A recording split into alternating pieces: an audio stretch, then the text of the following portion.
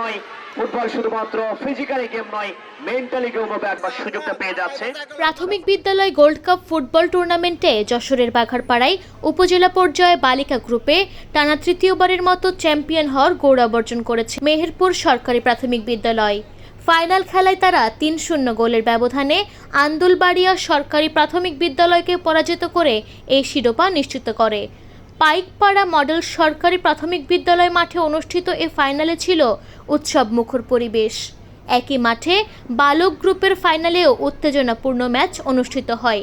সেখানে বড়ভাগ সরকারি প্রাথমিক বিদ্যালয়ের বিপক্ষে ১-০ গোলে জয় পেয়ে চ্যাম্পিয়ন হয়েছে সিলুমপুর সরকারি প্রাথমিক বিদ্যালয়। এবারের টুর্নামেন্টে উপজেলার 10টি ভেন্যুতে মোট 102টি শিক্ষা প্রতিষ্ঠানের ক্ষুদে খেলোয়াড়রা অংশ নেয়, যা আয়োজনকে আরও প্রতিযোগিতামূলক ও প্রাণবন্ত করে তোলে।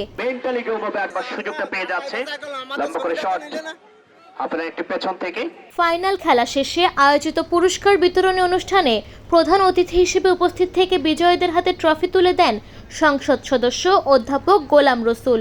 বর্তমান সামাজিক অবক্ষয়ের সময় এই অনলাইনের এই যুগে, ফেসবুকের এই মুহূর্তে সমাজে মাদকাসক্ত থেকে আমাদের বাচ্চাদেরকে রক্ষা করার জন্য, জাতির ভবিষ্যৎ উজ্জ্বল করার জন্য, জাতিকে সৎ এবং দক্ষ কর্মযোগ্য নেতৃত্ব দেওয়ার জন্য এ ধরনের খেলাধুলা এবং সাংস্কৃতিক অনুষ্ঠানের প্রয়োজন। যার কারণে যখন সরকার এই ধরনের একটা উদ্যোগ গ্রহণ করেছে, সেটাকে আমি সমর্থন করেছি। আমি যতটুকু পারি আমি সহযোগিতা করার চেষ্টা করেছি।